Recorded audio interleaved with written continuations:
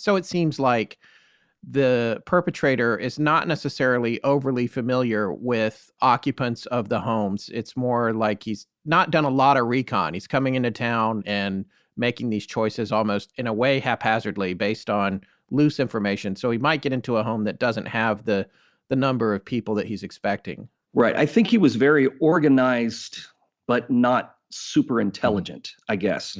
He was organized in what he did and the way he carried out his rituals, but I don't think that he planned very well. There's no way we can know how he chose his victims, but I think he got off the train, walked around a little, saw a place that he thought would be, I mean, perhaps he saw the marshal's house and it looked like a whole family lived there. And for whatever reason, that's the one he tried to break into. But then ended up choosing another house because, well, he couldn't get in and he had one man living there. Right. So that's kind of what makes Paola also an interesting case. Like you said, it wasn't enough for him. And another thing that I found fascinating about just where Paola fits in this timeline is that back in April, the Titanic sinking was on the minds of the nation. And I believe it was at least 8 months prior to the last murder. So when Paola happened, and then Villisca happens just 4 days later, it kind of gets buried in not only the mindset of the press and the public, but also with investigators. Would you say that's correct? I would. And I also think there were other things involved in that too. I think that the sordidness of the crime, at least for the locals in Paola, looked at it differently because all of this stuff came out about Anna Hudson in the wake of the murders and the love letters and the affairs and all the back and forth with boyfriends and traveling around and the problems with their marriage. And I think that just sort of muddied the water so badly that all of that was still going on when Villisca happened. Well, Villisca being only a short distance away, a few hours away, I think that the shock of that murder just kind of erased Paola from a lot of people's minds. So, I mean, it fit all the, the standards of the crime. The same things happened there as in the other cases. But I think because of all of the other factors, it just sort of got lost. Makes me, this is a dumb parallel, but like Forrest and I always talk about this watching crime shows all the time. And if there's anything I've learned from watching a billion episodes of 48 Hours and Dateline and whatever else is that when you start to investigate a murder, what you find out first is all the dirty little secrets and everything that was going on in the people's lives when it happened. And, they're not always dirty secrets, but the secrets. Everyone has lives that outsiders don't know about. And it seems like it really takes a special kind of investigator to recognize a difference between, well, this is just humanity and what people are like, and this represents a connection to the murder. Whereas in some cases, there might be a connection, but maybe in the case of Billy the Axeman, there isn't a connection, and you have to be able to sweep that aside and say, look, yeah, we know she was fooling around and they had an unhappy marriage, but that is not the reason that these people were bludgeoned to death. In the majority of murders that happen, 90% of the time, it's not what cops call a whodunit. Right. They just call it a killing. It's always someone that they knew. So that's where every investigation starts. And that's where Villisca got so bogged down in the investigation, is because they assumed it had to be someone local because it was too scary to think it was just a boogeyman from somewhere outside. So the same thing happened in Paola. They just assumed that it had something to do with their private lives. That's the standard thing. And most of the time that's true, but not in this particular case. Right. And that also belies a component. Is something that we came across on another legend we were looking at. I can't remember what it was now, but just the need for cognitive closure. It seems like that can affect the confirmation bias of an investigator or of the public at large. It's like, I can't wrap my head around this. This had to have been somebody because the idea that someone hopped off the train and did this is so completely earth-shatteringly frightening that they don't even want to go there. They want to go to a simpler explanation so they can wrap it up and be done worrying about it. Absolutely. Well, let's get back to the case of Villisca itself, because we set it up in that the bloodhounds have been called out. Frank Jones and his business associate were laughing off the idea that maybe some people were talking about him being connected, and that stuck. And that's kind of where we left the investigation. Can you pick it up where we left off here and kind of describe what's going on now and how did the case get cold? And then we're going to talk about some of the likely suspects, the only ones that the investigators and, of course, the town rumor mill could come up with. So what happened in that time period after the investigation starts to get going and there's still leads coming in, but it's starting to drop off? Hank Horton was completely out of his element. This was a guy who, well, I think a good guy, but I mean, his whole role had been to send drunks home to sleep it off and break up fights. I mean, that was the extent of what he normally did. So now he's suddenly got a mass murder on his hands. The county sheriff, again, still no idea what they're doing. So they begin looking for help. But Iowa didn't have any kind of state detective agency. In fact, it actually came along because of this case. That's why they eventually formed one. But they didn't have anyone to turn to, so they start hiring private detectives. Lots of them. And then you end up with private detectives who come to town thinking that they're going to make a big payday. And the other thing you have to remember is back then, private detectives were given a lot more status than they're afforded now. They were seen as law enforcement agents because that's all anyone had to deal with. So you have a lot of guys coming to town looking for a payoff and a reward. You've got a lot of amateur investigators who were rolling into town. They said the hotels were full all the time of people coming in thinking, well, I could probably solve this crime.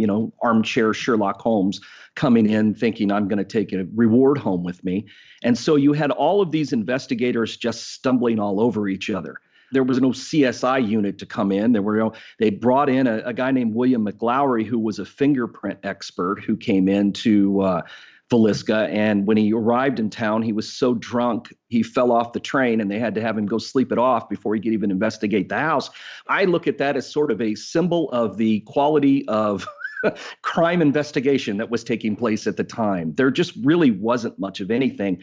And it seemed that everyone in Villisca who had an axe to grind against someone, or a boyfriend who jilted them, or someone who didn't pay off a loan quick enough, people started talking, oh, well, I saw this or I saw that, or someone's acting suspicious and I saw them carrying an axe the other day. And so they were stuck chasing every crazy lead there possibly was. They were calling in psychics who were giving them things they had learned in visions and dreams. And people like Ross Moore, JB's brother, is doing everything he can to follow up on the case. And he's following all kinds of crazy leads himself. So this whole thing was just a huge mess.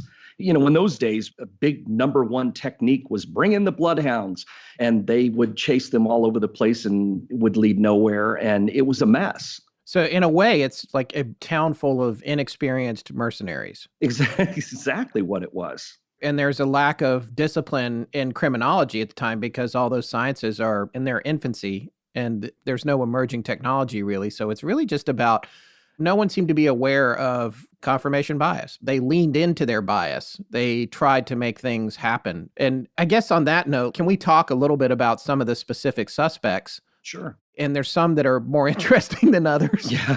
That's my confirmation bias. I want to save the good ones for later. But maybe we could talk a little bit about Sam Moyer that we've actually discussed a little bit, but we thought you might have some overview on him. Sam Moyer became an easy suspect because he and JB had not gotten along very well.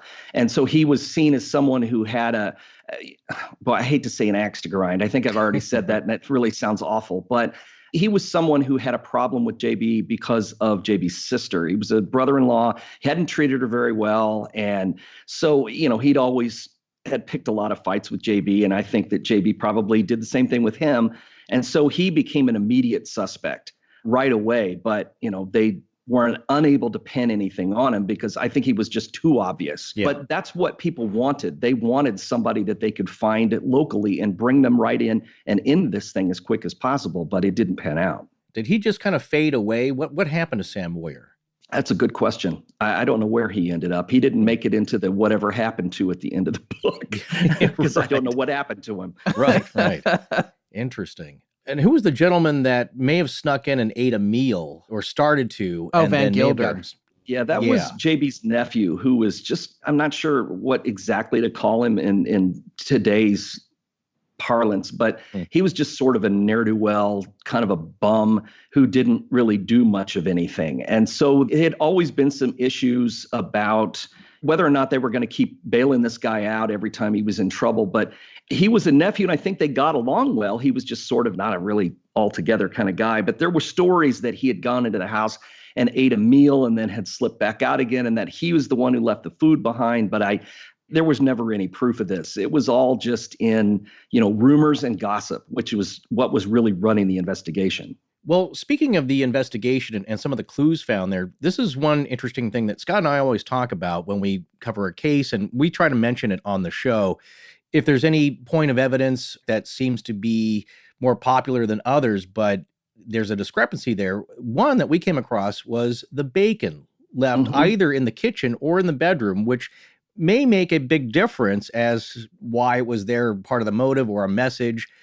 But you said you've never heard of it being left in the bedroom. Yeah, as far as I knew, there was only one slab of bacon that was in the kitchen, but it was sitting out. It wasn't in the icebox. It was actually sitting out. And so someone had obviously handled it, but I didn't run across it being in the bedroom. So who knows? I mean, it could have, I may have missed that somewhere, or maybe it just got added in or something like that based on some kind of theory or something. People that want to go further into the bacon stuff should definitely read your book. I can tell by all the explicit tags on your own podcast that you probably... we talked about it in there. Yeah, and you worse. covered it. So yeah, and worse. I'm actually curious to hear all that stuff myself. But you did hear or that it was wrapped in cloth or not? Yes, okay. Yes, that it had been wrapped, which was pretty standard for the time because you would put it in the icebox, and if you kept it wrapped up, it would stay good longer. So that was kind of a custom. Hey, listen, I spent a lot of time explaining to Cody what ice boxes and oil lamps were. So, that's a pretty standard thing for the time. Yeah. Well, let's move on to another suspect here, one that may or may not have a whole lot of connection, but it's Paul Mueller. It's in the book, The Man from the Train.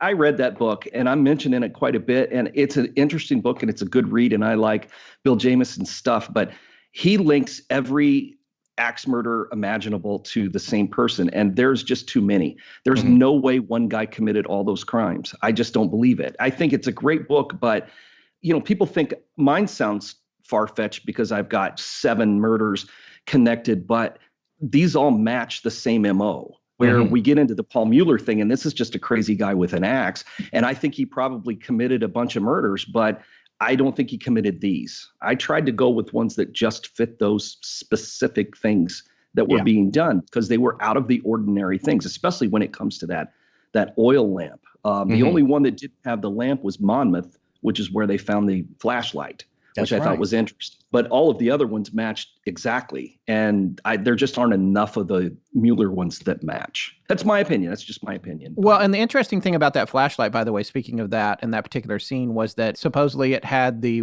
words Colorado Springs etched into it, right? Yes, as if it had been maybe picked up there and carried off, which maybe or maybe not. You also have to remember that's the only murder that someone was actually tried and convicted for, even though it was proven that he didn't do it later.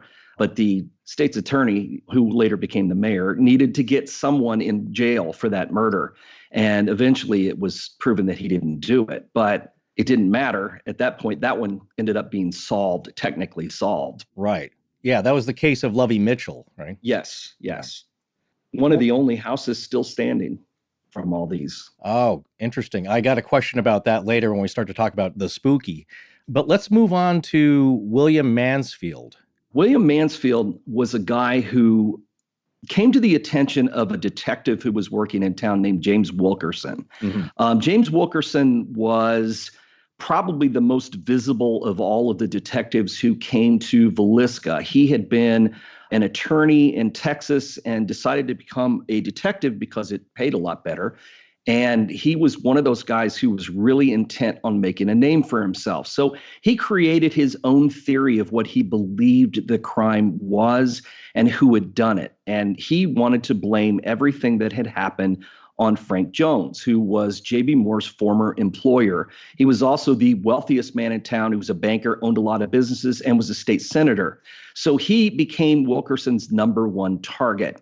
Not that Wilkerson believed that Frank Jones had committed the murders himself, but that he'd hired someone to do it. Now, he didn't know who that was because, let me tell you, his theory and his ideas of the crime changed frequently all the time throughout the next several years as he continued to sort of milk this case to make a living from it. But When the murders happened in Blue Island, Illinois, about a year and a half or so after Villisca, the main suspect was a man named William Mansfield, who was at one time married to the daughter of the family who was murdered. She was there, had a small child, lived there with her parents. The parents were killed. Mansfield's ex-wife was killed, and so was his daughter. By this time, he had already run off with another woman, had gotten her pregnant, and had moved out of state. So Mansfield first became a suspect in the murders, but then it was proven that he was working in Milwaukee at the time. It was there in front of 100 witnesses at this packing house where he worked, and he was immediately ruled out because he could not have done it. Was this also where he was getting the pay stubs that we had to sign for, and the payroll clerk had to sign as a witness? Yes. Yeah. There was no question he couldn't have been there. Right. There was no question he couldn't have done these murders. Right. But for whatever reason, Wilkerson decided he had gone to Blue Island, as some of the other detectives did, because the murders were identical to what had happened in Villisca. So they thought, well, let's go check it out. Well, when he got there and found out that Mansfield was a suspect, for whatever reason, he seized on him as the killer of the folks in Villisca too.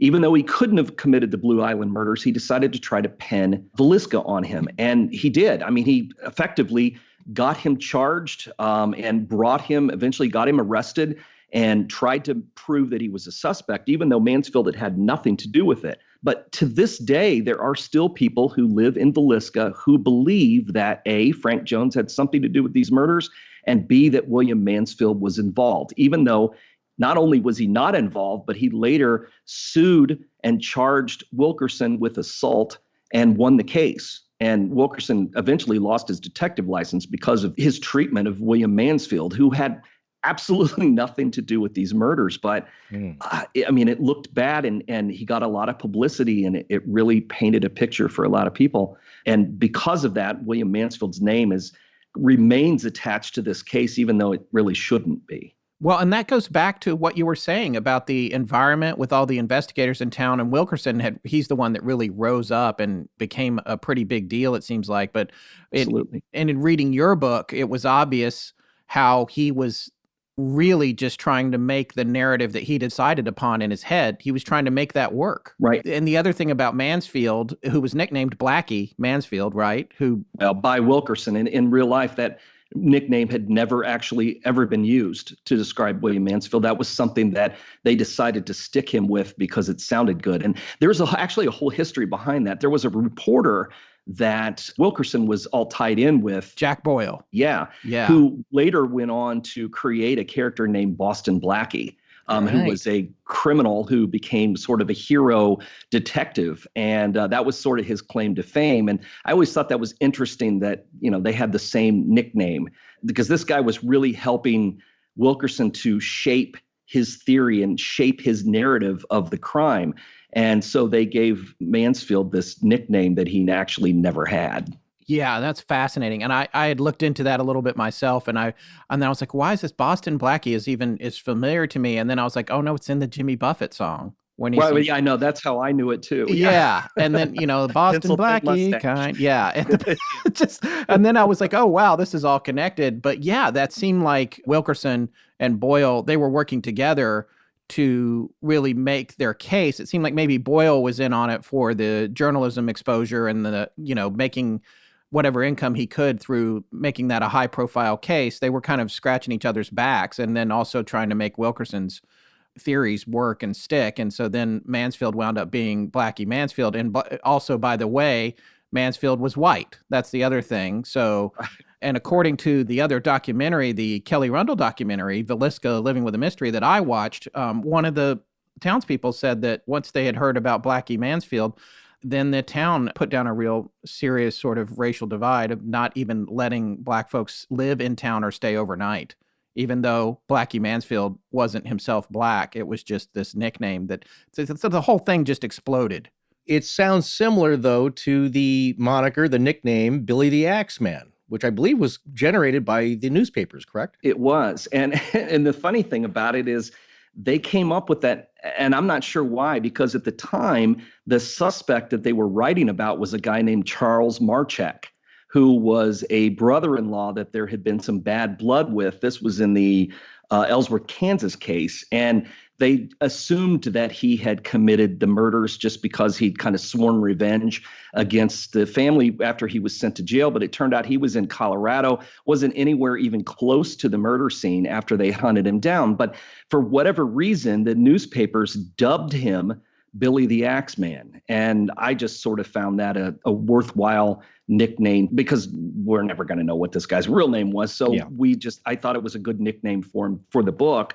But I don't even know where that came from. I guess you can't. I mean, it's sort of like Chicago in the Roaring '20s. You know, the mobsters had all these nicknames that they were given. And it turned out they didn't actually use those nicknames. They were all given to them by the reporters because it sounded good, made good copy. So the interesting thing about this is the way that the newspapers shaped not only the other murders, but especially Villisca. I mean, the warring newspaper factions all around the area who either didn't like Frank Jones or did like Frank Jones, you know, they were so biased that it really made people look at the crime much differently than they might have under normal circumstances. They generated this feeling of fear in the community because people were convinced that whoever had murdered the Moores and the Stillinger girls were still around. They were still in the neighborhood, and you might be next. Sells a lot of newspapers, you know, but it just generates and stokes a lot of fear. Yeah. We want to talk about Frank Jones, but before we get to him, there are a couple of other guys we wanted to touch on. Sure. One of whom would be Henry Lee Moore. And I'm particularly curious about this because I found in your book, you were pretty dismissive of him being a likely candidate, whereas, for instance, in Kelly Rundle's documentary, he pointed out that, well, it kind of lines up, and when Moore went away to jail, they stopped and that sort of thing. What's your position on Henry Lee Moore and the likelihood of him being the person that might have perpetrated this one as well as others? It's kind of like how William Mansfield became a popular suspect because James Wilkerson made him one as sort of his promotional agent. This is what happened with Henry Lee Moore. William McLaury, who was the fingerprint expert, his father was the superintendent of Leavenworth Prison, and he's the one who brought him to his attention with the passing remark, hey, we've got a guy here who killed his family with an axe. Well, it turns out the only murders he committed had been his mother and grandmother. Those were the people he killed with an axe. The timeline really doesn't fit very well, and he wasn't affiliated with anything else. So why in the world would a guy who committed a personal family murder like this then go on to start slaughtering entire families? I couldn't see the connection between it. I think he just had good publicity. The newspapers jumped on it. Wow, it's solved because here's a guy who's an expert criminologist who he should know. So we should listen to him, but I don't think it fit. So we go from a crime of passion into like this string of killings, and they're two completely different MOs, really. Right. But it's all in the publicity. I mean, for instance, people want to believe that H.H. Holmes, the serial killer, was Jack the Ripper. Well, not only was he in America at the time of the Jack the Ripper slayings, but that's a completely different method of murder. I mean, these women were slaughtered in England, and Holmes was known for poisoning people and asphyxiating them for insurance money. I mean, it doesn't fit. And so I had the same problem with Henry Lee Moore. It just doesn't fit. And again, that's my opinion. Well, next up is a character I found kind of interesting in just the way that his behavior was described. And I believe that there was no real link from this gentleman, Andy Sawyer, to the crimes, but there's a lot of strange and interesting circumstantial evidence. And one thing I wanted to mention here, I believe it came from the Ghost Adventures episode I watched when they covered Villisca. What came up as an EVP was the name Andy, when they asked either who the murderer was or that was part of the statement was Andy is the murderer. Or it wasn't Andy did it? Yeah. Yeah, and so Something Andy like is that. the one, and Forrest, correct me if I'm wrong. So Andy is the one who, there was the whole story from the Burlington Railroad Bridge foreman, Thomas Dwyer, who had heard and decided that this guy must have been the guy because he was great with an axe. Right, exactly. He was great with an axe, and it was at a time, and immediately after the murders where everybody was looking at everybody. And so here was a guy who was great with an axe, working for the railroad, kind of a drifter type. And, he said that one day he had walked up behind him and startled him. And the way that he reacted to being startled immediately made him think, this must be a murderer. Mm-hmm. You've got to remember that people were really at a height of being afraid at the time. And so, and he was a strange guy. There's no doubt about it. And that was one of the comments that I made. One of the strange behaviors that was noted about him was that he slept with his axe. Yes, that's strange, but maybe not, because if you owned it and you didn't want to lose it, you're sleeping in probably a boxcar. If you're working on the rail line, usually they had boxcars that were turned into bunkhouses, and you've got 10 other guys in there, and you don't want them to steal your stuff. If you say there was an axe murder that happened, this guy's weird and he sleeps with his axe, suddenly red lights are going off. This seems really scary. And there really wasn't anything that tied him to the crime other than he was in the area at the time. So he is interesting, but I haven't really seen any, because he just sort of disappears and out of the story like so many of the suspects did. They just sort of faded away over time, and nobody brought him back up at any of the trials or anything like that. He just was kind of like the psychic from Red Oak who, had her visions about the slaughterhouse outside of town. Eventually that stuff just sort of faded away as time went by. I believe his boss, Dyer, saw him read the paper, which had the Villisca story in it, and he seemed really, really interested in it. Yeah, as everyone was at the time, right? Right. Yeah. So speaking of this gentleman who seemed to be really overly eager about telling people about the story and involving himself into it, that we've discussed a little bit, was Reverend George Kelly. Now, what happened to that guy after he was questioned and was brought up on trial and confessed? Could you take us through from the part where he then becomes a major suspect? Well, he became a suspect almost immediately, or at least people just thought he was so strange. But most of the detectives had sort of written him off because they just didn't think he could have done it. But over the next several years, he went around telling people all kinds of things from, I know who did it, to I'm a detective and people value my opinion. And there isn't any question that he was pathologically crazy. I mean, this guy had some very serious mental illnesses, a variety of them, I would say. He was very off-putting. He frightened people to the point where he would come to town and reenact the murders in the lobby of the hotel until someone finally had to call the constable to bring him down there and settle him down. This was a guy who people reported him being on a train muttering Bible verses, which, again, still haven't found that verse, but supposedly it was a Bible verse about slaying utterly. Oh, we found it. We found you it. did find it. Okay, yes, good. It's Ezekiel 9:6.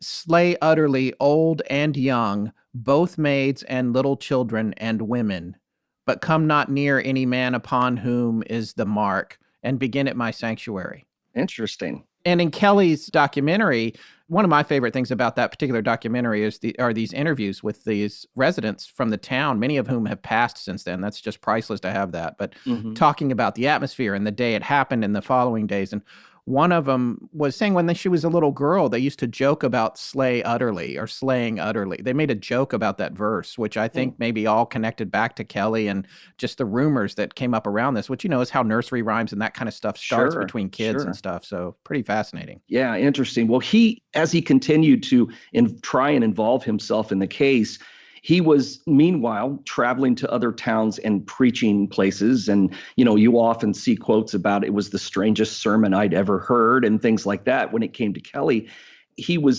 had been arrested several times for window peeping, for writing lewd letters to young women, trying to get them to pose nude for him and things like that. And there were a lot of stories about Kelly. And he eventually confessed and was put on trial twice for the murders, but they could never be proven.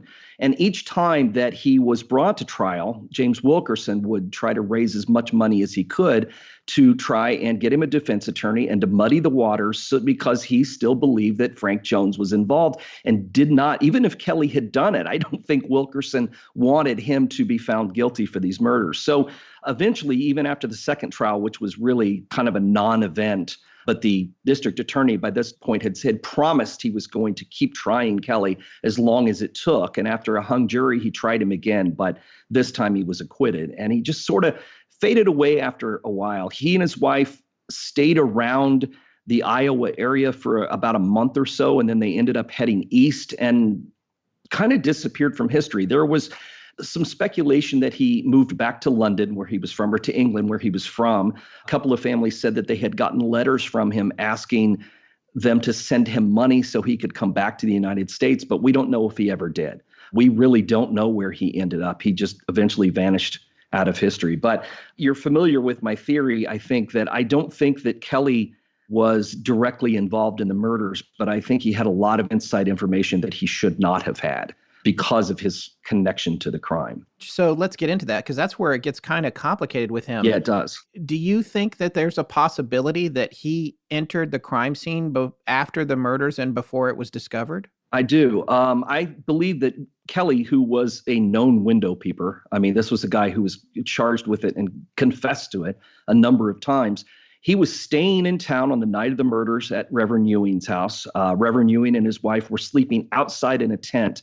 They both had breathing problems. In fact, Reverend Ewing died before the end of our story, having an operation done, and actually died of the gas that was used to put him to sleep. And he was having breathing operation done. They had had problems for a long time, and the humidity and the heat in town, they were sleeping outside. So it was easy for Kelly to leave the house. And this is my theory now, that he was wandering around town and walked not far to get to the Moore house and was looking in the window. And I believe that he saw the killer kill Ina and Lena Stillinger down in the first floor window, which is very easy to see into. Even for someone as short as Reverend Kelly, he could have seen what happened. And I think he did. I think that the murderer left the house, and I believe that Kelly went inside. I believe that's how he had all that inside information, because he really did know things that no one else should have known about where the bodies were, how things were laid out in the house. I also believe that because you don't find in the other murders the mirrors being covered like you do in Villisca, I believe it was Kelly that covered the mirrors because no one covered them in the other houses. I think Kelly did, because I also think that the reason that Lena Stillinger was moved was done by Kelly. I believe that's how he got blood on his shirt. Because that was always the thing with Kelly, is that he had a shirt with blood on it. He'd taken to a dry cleaners and to try to get the blood out. That comes back to the theoretical acts of moral perversion, and that maybe covering the mirrors was out of shame or whatever else. And then also to get back onto the timeline about how he might have been able to look into the windows, it's believed from a timeline standpoint that the windows weren't covered until after the crime had been committed, right? Right. So that was something that I believe that the killer did to hide the fact that the crime had been committed at all. His big thing was delaying until he could get out of town. That's why he locked the doors the way that he did. But I do think that it was easy enough for Kelly to get in with the two different doors on the house, which was fairly uncommon with some of these other murder scenes, believe it or not. A lot of them only had one door. So he could lock one door. Well, if Kelly went in an opposite door, it might have still been unlocked. This is just a theory, but I do think that's how Lena ended up being moved, because they said that the body had not been violated in any way, but she had been posed in a morally degenerate way. And right. Kelly was a looker. He liked to look. I won't get into details here, but yeah, Kelly liked to look. And I think that's how Lena ended up being moved. Yeah, and to come back to something that you mentioned in your book, and you also made an allusion to a few minutes ago, was that he had placed an ad for a stenographer, right? And it was this young girl who had seemed to have fit the bill. And then he wrote back and said, great, well, just one last thing. When you're doing the stenography, you have to be naked. Right. Yeah, it was a lot of that. And he had actually written other letters directly asking women to pose nude for him. And see, that's another thing that you kind of have to explain, where in the world would he get names to write letters to? That fits into the time period, again, where people had personal ads that ran for everything, whether they were looking for jobs or looking for husbands or looking for wives. This is where a lot of those things come from. So he's writing letters to women who were, say, looking for husbands and then asking them to pose nude for his artworks and things like that. But he had a very direct attention to younger women. And I think that Lena would have fit the bill for him. How about the connections, though, to the possible common perpetrator, not only for Villisca, but the other crimes? Were there not other cases where the same sorts of things that had happened with Lena were also present, which would then, rule out Kelly having been present? There were a couple, but I believe in those cases with the other incidents, it was more obvious with the moral degenerate things Yes. that happened, where this was a woman or a girl who was technically untouched. Right. I mean, I'm trying to walk around this the best Yeah, way no, I no, can. I know. Yeah, Yeah, it's So, difficult, but but yeah. I think in those other instances there had been evidence left behind. How's that? Right. And in this case, there was not. And the other thing I guess that's interesting too now that I'm only just now putting together based on what you're saying now and your book, wasn't there some mention in your book of a depression found in the hay in the barn near a knothole where there was conjecture, and this might not have been in your book, you have to correct me if it's not, but No. there was conjecture that maybe the killer had been peering through the knothole to see when the family would come home or when it was safe to enter the home. If that was the case, and I don't really know how you identify a depression in Yeah, some no, hay. I don't either. I hadn't run across that. I mean, he had to have looked somehow. Right. There are two possibilities that the killer either came into the house while the family was at church that evening, Right. but then he'd had to have known that they were going to church, which I'm not sure how he would have known that. Right. There was a man who was seen by a couple of different people as a stranger in town that night. But of course, I mean, there were trains coming through all the time. So strangers, in the climate of things, how things were with everyone panicking, a lot of people started remembering, well, I saw this or I saw that, and it may have meant nothing, but there were some talk of someone coming in. So one of the theories is that he hid in the attic, which opened off of Sarah and JB's room. But the issue I have with that is that he'd never done that before. I mean, that's assuming that I'm correct in my theory, that he'd never done that before, plus the lamp that was found upstairs in JB and Sarah's room with the chimney removed and the wick turned down came from the kitchen. So my thought is that he came in to the house, as he always did, picked up the lamp from the kitchen and took it through the house. I also believe that he didn't know that Lena and Ina were in the downstairs bedroom either. That's why the uneaten meal was in the kitchen. He had washed up a little bit. He had sat down to eat. And my theory is that he heard movement in the other bedroom and went to see what it was and found the other two girls. Right. That's how there was that delay. That's why there was food left. He went into the bedroom, killed Lena and Ina, which is when Reverend Kelly saw him, and left the axe behind and then left the house, maybe unnerved by the fact that for the first time, he had almost left two people behind at the scene alive. Right. And I believe that's when he left and Reverend Kelly came in. That's my theory. What I was speculating a minute ago was that maybe it was Kelly, if there was a quote unquote depression in the hay, maybe Kelly looked and saw that and then hid until the killer left. That's very possible. Makes a lot of sense. And then went back into the house. Mm-hmm. And that's the other thing about, all the reasons that it doesn't seem like Kelly could have perpetrated the crime, as strange as he was and all the perversions he had and all that kind of stuff. He was a tiny, wiry man, right? And just very small. It doesn't seem likely that he could have even wielded the axe that effectively. I agree with that too. I mean, they did at his trial make him pick it up and swing it over his head, but even so, being able to do it once and being able to do it 8 times is two very different things. Again, though, for me, I don't. It's hard for me to accept because I look at all of these other identical murders, but even leaving all those out, I don't think Kelly makes a great suspect. It's just that he had this information he should not have had, which is what makes him such a compelling part of the whole Villisca story. Right. And then we have that elderly couple that they seem to remember on the train that he was discussing details of the crime before the bodies had been discovered. Mm-hmm. But under testimony, they had to admit that they weren't sure about the date that happened either. Yeah, there's was a lot of that going on too. A lot of problems with witnesses who were sure they saw something and then turned out that they didn't or were confused.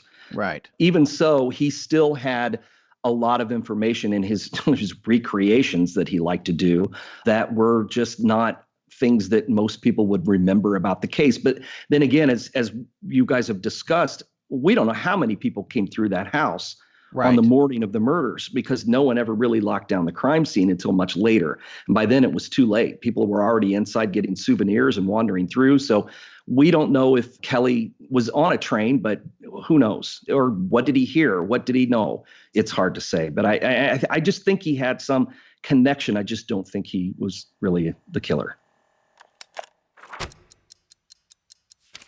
You're about to turn another year older soon. Any advice from someone who's old enough to have babysat Methuselah? Yeah, thanks for the reminder and the thoughtful comment.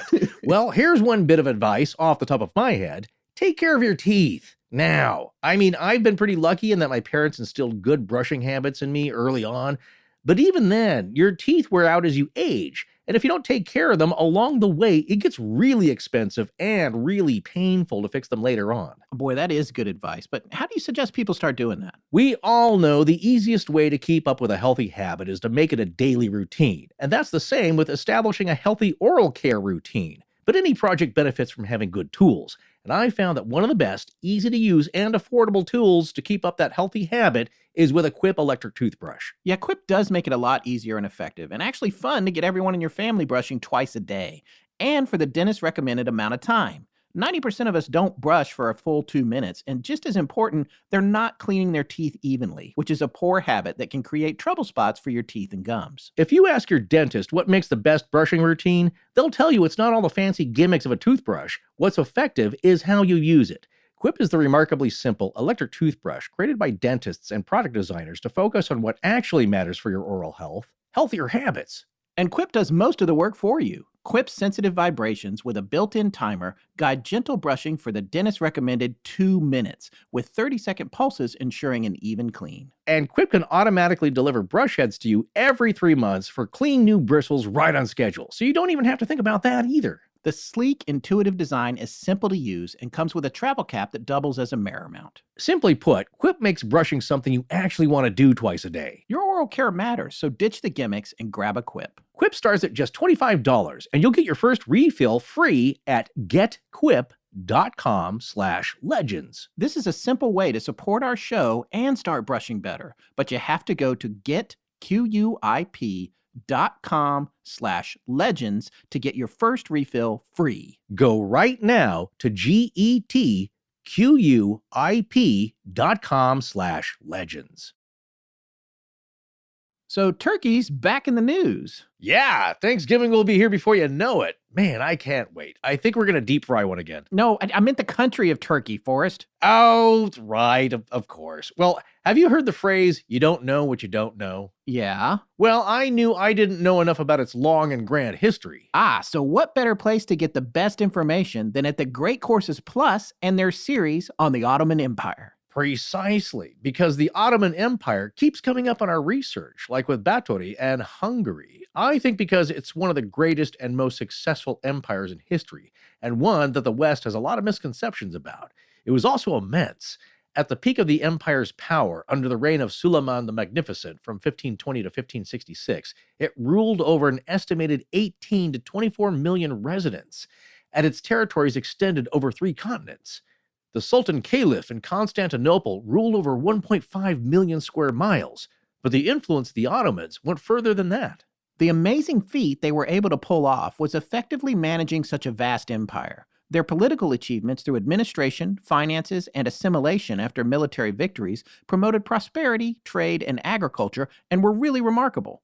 Their methods may look despotic by today's standards, but in their time, the tolerance and inclusion shown to really diverse cultures under their rule turned out to be effective and exceptional. But the Ottoman decision to mount an expedition against Vienna in 1683 marked a major defeat and the start of the decline for the empire. And just like deep fried turkey, I can't wait to dive in and expand my knowledge about the Ottoman Empire with the Great Courses Plus. And you shouldn't wait either, so sign up now. Right now, our listeners get an entire month for free. To start your free month, sign up today using our special URL. Don't wait. Sign up now at thegreatcoursesplus.com/legends. That's thegreatcoursesplus.com/legends. Hi, this is John from St. Augustine, Florida. And when I'm not taking care of patients as a non-creepy registered nurse, Scott, I'm listening about my definitely creepy Slovakian and Hungarian ancestors on Astonishing Legends. Now, let's get back to the show. Okay, well, let's get to the last major suspect here that we wanted to talk to you about, and that would be F.F. Jones or Frank Jones. And we've discussed him a little bit and his nature and everything already in our series and also prior to you coming on for this interview in material that you haven't heard yet. But I guess what we'd like to hear from you is what you think with regard to Frank's possible culpability. And the other thing that I'm particularly interested in is Vina Tompkins. I mean, she seems to be a linchpin in that Yeah. And that whole thing with Jones. And like what I can't figure out about her, maybe you can tell our listeners a little bit about her and how that all connects, because I have questions about what her ultimate goal was. And I mean, the only thing that I can figure was that she was just trying to come up with a roundabout way to get custody of her kids from her unsafe ex. Well, Frank Jones ended up becoming a suspect by his own fault, really, because I think he said the wrong thing by just kind of saying, I don't know why they'd think I'd be involved. This was a case of where this is a guy who everyone knew. He was wealthy and a state senator, and the big problem was that he used to be JB's boss. And JB had started his own farm implement company and went out on his own, opened a store across the street and specialized in only John Deere. He was a dealership for John Deere parts and equipment. And that was not what Frank did. So people just assumed there must be bad blood there. But according to Frank and according to JB's family, there wasn't. They actually remained friends because, yes, JB had his own store, but Frank couldn't sell John Deere parts. Kind of like if you had a Chevy dealership and a Ford dealership. It was the same thing. You're in the same business, but it's apples and oranges. So there really wasn't any bad blood between them. But if you could paint that picture, which is what Wilkerson did.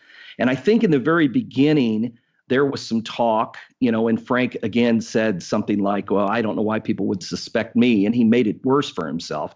And then when Wilkerson finally rolled into town and heard there were rumors that there was bad blood between them, but there were rumors that JB had been having an affair with Donna Jones, who was Frank's daughter-in-law, Albert's wife. And again, that was never proven either, but it was a rumor that went around. It's a small town, lots of gossip. And so all Wilkerson really did was take this gossip and turn it into a theory. And he wove William Mansfield into it, and he just decided that the best target for his time and what was going to make him the most money was going after the most influential man in town. He had created a class war in Villisca and the surrounding area. Here's the rich guy. The rich guy can pay off the police. He can do anything he wants to. He can commit murders and get away with it because he just pays everybody off and they're afraid of him. And there are a lot of things about Frank Jones that I maybe personally would not have cared for if I had lived in Villisca at the time.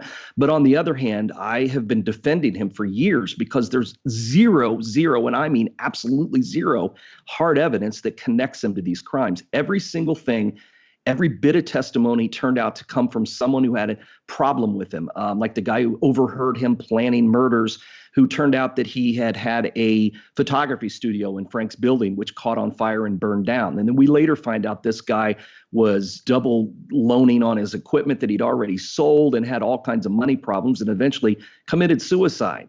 And so there are all of these things that are being said about Frank Jones, but Frank was a hothead. Everything that he did that made it worse was something that Frank did on his own. Instead of ignoring Wilkerson, he decided that he was so tired of him talking about him, he was going to sue him for slander.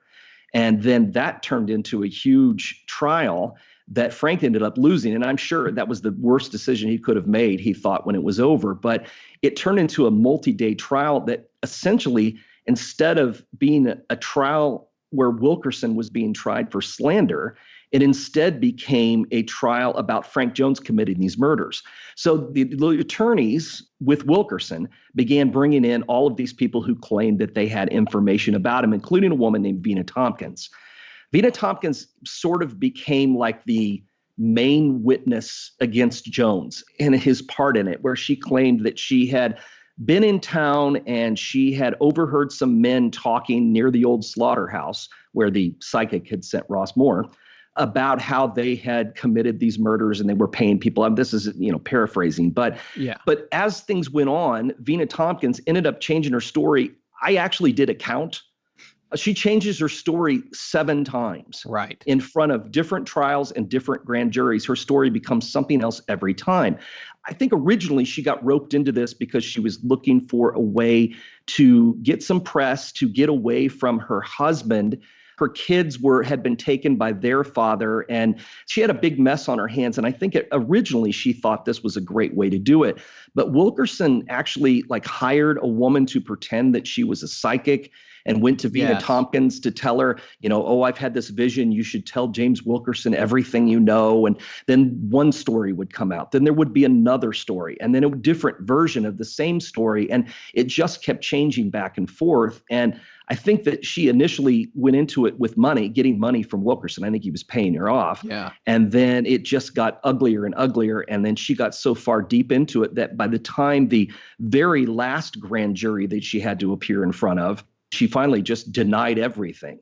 The whole thing became just such a mess. And it almost destroyed Frank Jones's life. I mean, he ended up losing his re-election seat. I mean, he did kind of bounce back. He stayed on the State Board of Education and things for years after it was over. But it really kind of completely killed his standing in the community and really damaged his career over a guy who was nothing but a mercenary trying to make money off a case. And Wilkerson ran with it, and it blamed everything on Frank Jones. And probably eventually, when he finally left town, lost his license and was run out of town after having an affair with the wife of a man who'd recently committed suicide. And this being finally the thing that sent all of his followers over the edge, I think he probably still had come to believe that the story he'd made up was true. I think he had told the lie so many times he'd started to believe it. But Frank Jones, I'm going to go down and say clearly that he really had nothing to do with this murder. I said this earlier. There are still people who live in the area who still think Frank Jones had something to do with this crime, because it's a lot easier to believe it was the local guy that a lot of people didn't like than it is to believe that it's this faceless boogeyman who rolled into town, committed the murders, and disappeared. And to be clear, the people that think that Frank was involved believe that he hired somebody. Still, he wouldn't be the perpetrator. That it's even more complicated, because if they think he did it, they think that there's other actual axemen that also are out there somewhere that got away with it. Yeah, and if it wasn't William Mansfield, then it had to be somebody else he'd hired. That's what a lot of people believe, that someone he and Albert had hired to do it, because they always rope Albert into this. Also, even though he's almost a non-character in all this, even though he's tied into it through his father, it's always blamed on Frank, because he's the face of the rich people in town. And that's what they saw. This was a guy who could cover anything up. It seems like a case of, and I got this sense both from your book and also, like I said, from Kelly Rundle's documentary, that came in at two different angles, really, but both seem to make it clear that the aftermath of this crime really just brought out all the dirty laundry. It's like this is a horrible metaphor, but I guess, but it's like a party where everybody has too much to drink and they all tell each other what they really think. Right, exactly. And it just goes crazy. And then the next thing that they're trying to do is scapegoat everyone who's a little different. And it's all about who thinks which person is different for what reason. George Kelly is a pervert. Frank Jones is rich. This person is a stranger in town. And they're just trying to latch on to everything. And the reality is that it seems like the perpetrator was long gone when all this was happening. I honestly believe that, he was gone the very same day it happened. And this drug on for years, literally years and years and years. And I think that's what makes Villisca so much different than all of these other murders that have been linked to, maybe this same killer, is these communities moved on, but Villisca never really has. They still haven't completely, I don't think. Well, what happened to Frank Jones in the end? How did he spend out the rest of his days? The same way he'd been spending them. He'd lost his position as a senator, but he did continue to work for his estate, retired from a lot of his businesses and kind of stepped away from public life, but stayed living in the area. He and his son began raising hogs, and they just sort of lived off investments. Eventually, Albert actually died before his father did. And again, this all comes back to Frank goes to his son's bedside as he's literally dying. And what becomes of it? People spread a rumor that Frank was afraid that Albert might talk on his deathbed. So this is accusations against this guy that he didn't deserve. His daughter went on to become a pretty well-known illustrator on the East Coast, and she would come back to visit every once in a while, but refused to ever live in Villisca again because of the way that the people there had turned against her father. But Frank passed away, still living there, still living in his home in town. I'm sure he still thought about things for the rest of his life, but nothing was ever done. No one ever tried to accuse him of anything again after Wilkerson, left the area. So is this where the case of the Villisca murders just really goes cold forever? Well, there was nowhere else to go. Once they had prosecuted Kelly twice and tried to convict him of the murders, and it failed, I think there was just nowhere, there was nothing left. Wilkerson was the only detective still really working this case. And then, he ended up in kind of a fiasco of his own, a scandal of his own. And it was all revealed, and he left the area and actually lost his detective license and quit being a detective. And I think that really was just sort of the end of it. There was nowhere else, nothing left to investigate by this time. So much time had passed. Are there any ongoing investigations at this point beyond that of folks such as yourself taking a historical look at it? Not that I'm aware of. I mean, there is no statute of limitations on murder. So, I mean, technically there's probably in Red Oak, probably Montgomery County still has an open file on it, but no one, I don't think, is investigating it at this point. There's just really nothing left to look into. There was no state investigation team at the time. There became one later, but it's an open case, but there's just nothing going on. To your knowledge, has anybody ever tried to make connections between the locations and train schedules, and then it maybe even if it's not to figure out who it was, to solidify who it wasn't? Well, that's a good idea. I've never done that. All I know is that all of these towns were railroad towns, and they had trains running through on a regular basis. When they did have the Bloodhounds in Ellsworth, they led them right to the train tracks and then stopped. But I think that would be a good idea, breaking it down by schedules. I'm just not sure how it would be done. There were so many railroads. I mean, this was still the golden era of railroad travel and freight travel. And with railroads leading into all of these communities and all of these small railroads that were connected to the larger ones, and with 90% of them long gone, I'm not sure how it would be done. I'm not saying it couldn't be done, but I'm not sure how to even start. Yeah, I guess there was at least a dozen coming in and out of Villisca every day and at this time. Always running. There were always trains. And even to this day, if you go and you stay, every time I'm there at the house, and then all night long, the trains run. You hear trains coming through. So they're still running right through Villisca to this day. So this might have been the end of the criminal case in Villisca, but it wasn't the end of the killings in this series, you believe, because you mentioned the Blue Island, Illinois killings of July 5th, 1914. Can you tell us a little bit about those and how you think that ties in? That happened while the criminal case in Villisca was still ongoing, which is how Wilkerson got tied into William Mansfield in the first place, is because of these murders. But as far as I can tell, Blue Island was the last that this particular, my theoretical killer, carried out. It was another Sunday night, which you'll find almost every single one of these murders happened on a Sunday, like Villisca. It was at the home of a man named Jacob Mislick and his wife, Mary, and their daughter, Margaret. She had a 6-month-old daughter named Marie. And pretty much it follows the same pattern as the other murders. Someone broke in, killed them in their sleep, covered the bodies. The oil lamp was left behind. They draped something over the windows, locked the doors. The next day, on Monday morning, Jacob Mislick Jr., who was their son who didn't live with them, discovered the bodies and called the police.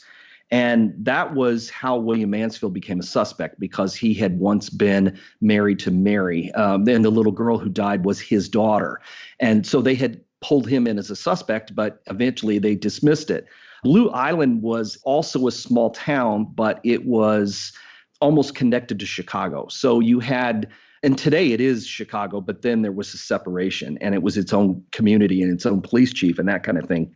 For the first time in all of these murders, had a big city police department looking at the crime. And they were able to run down some other suspects. Herman Schutler was the assistant chief of the Chicago Police Department at the time. He'd been involved in a lot of famous cases in Chicago, like the Lutgert sausage vat murder. It had gotten a lot of headlines. And he found his own suspect, who was a guy who'd been released from an insane asylum and had actually lived with the Mislicks for a while. He had lived in the house, but he began making a lot of inappropriate remarks and paying a lot of inappropriate attention to their daughter, Mary. And so they had asked him to leave.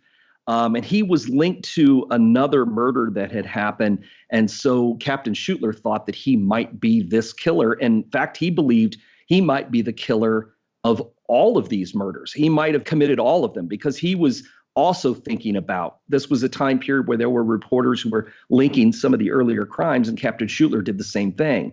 But this particular guy just sort of disappeared. He was eventually tracked down in New York and pretty far away from the other murder scenes. But of course, everything else had already happened by this time. They brought him back. He was questioned and then was put into an insane asylum. Whatever happened to him, we'll never know. I haven't been able to find any records of what happened to him after he left the hospital. It is possible he could have been the guy. My only problem with him is he was so disorganized. This guy was like a raving lunatic. But maybe that's because by this time he was a raving lunatic. Maybe he hadn't always been that way. So I've always kind of kept him on the back burner as a possibility. There's no way to trace his movements. So there's no way that I can actually link him to anything. He's just sort of one of those guys that I think is maybe a possibility who might have done these murders. Captain Schutler may have been on to something. Well, let's talk now about your personal theories about who this person might have been and where you think this case, rests today. Well, I think that there was a single killer who committed not only the Villisca murders, but 5 murders previous to that, which you guys I know have talked about. We've talked about some of those, and they were identical. And then we had Blue Island that happened afterward. And there were a lot of other murders taking place around the same time, but these are all connected by those specific things: the windows being covered, the bodies being covered, the axe left at the scene, the kerosene lamp with the chimney removed and the wick turned down. And then there are variations too. Sometimes he'd wash up, sometimes he wouldn't. Sometimes he would eat something, sometimes he didn't. And I think that a lot of that had to depend on time and timing. But I think this guy was organized, whoever he was. I think he had a specific ritual or plan that he carried out. Now, whether that was something religious, whether it was something just unknown to everyone other than him in his head, the same way that he chose his victims, we don't know. I do think that there are a number of murders that are connected. And again, who this guy was, I don't know. I called him Billy in the book because that was something I picked up from the newspaper people, but I don't know who he was. I wish I could give you a name. The closest I've ever come is this maybe guy who was locked up after Blue Island, but that's the best I can do. I don't know who he was. I really honestly feel that these murders were all connected. And that's why no one was ever caught. I believe he traveled by train. I don't believe he bought tickets. I believe he traveled in boxcars like a hobo. He rode the rails. I mean, this was a common way of people getting around at that time. And these trains went everywhere. And every one of these towns was a railroad town. And you could find a railroad in those days pretty much anywhere, from all the small lines that were spurs off the big lines that have been gone now for 75, 80 years. But at the time, this was the number one method of travel around the country. And I don't see any reason why he couldn't have gotten anywhere he wanted to go. Now, why he would get off in certain towns and choose people to kill, who knows? We'll have no idea. But in almost every case, they were always small towns. The murders took place in not wealthy neighborhoods, not far from the train tracks. Most of the people who were killed, in fact, all of them, were lower class people. They were not wealthy people. They were the people who slipped between the cracks in a lot of cases, who wandered into town, who hadn't lived there for long. They were transient communities along the edge of the railroad tracks. These were people that, for most of the other people in the community, they didn't count. They weren't seen as an important part of the community. If that had anything to do with his choices, we'll never know. That's my theory. I do think there was one guy who committed a lot of these murders, or committed all of the ones that we talk about in connection to Villisca anyway. But who he was, it's always disappointing to have to end a book with, I don't know, I can link it, but I can't tell you who the guy was. I don't think we'll ever know. There's no way we can possibly know for sure. I really don't think so. It would be interesting to take your theory and to take all the cases that you think are connected and hand them over to like a profiler. I think the only way that you could ever possibly find out in that case is like maybe if a profiler could identify some likely psychological and physical characteristics of this perpetrator and then you could maybe find some other crime somewhere that somebody was actually convicted of that we don't know about, that's still out there, that's lost in the books or in some courtroom or something.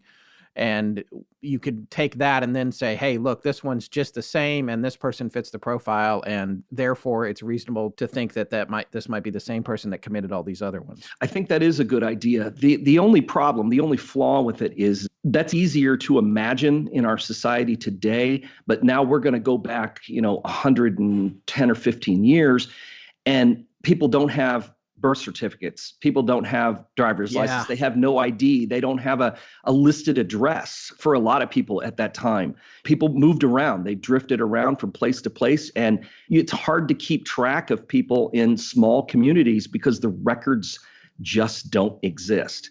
You have things you can work with. Yes, there are censuses, but how accurate are they when you're talking about people like not only the killer, who was obviously an outsider, was on the edge of the community, of any community, but even the people who died were people that had no real roots. In almost every case, they had just moved to town. Colorado Springs, the guy had moved to town because he had tuberculosis, moved into a rental house. There's no record of them living at that address because they weren't there long enough. The couple in Monmouth, Illinois, this was a guy who we only know about him because he had served some time in prison, had gotten out of prison and tried to turn his life around and was living in a house that didn't even belong to him. It belonged to the church that he worked for. So there's no real listings for him. And the people in Kansas, even the marshal, this little community where these people lived was a teardown community, almost of shacks where people were living because they were living hand to mouth. And that was a big problem with every single one of these cases. These were transient people. And so it's hard to track people down that way. And so now we've got the victims who we only know about because they were victims. Otherwise, we would not know their names, know nothing about them.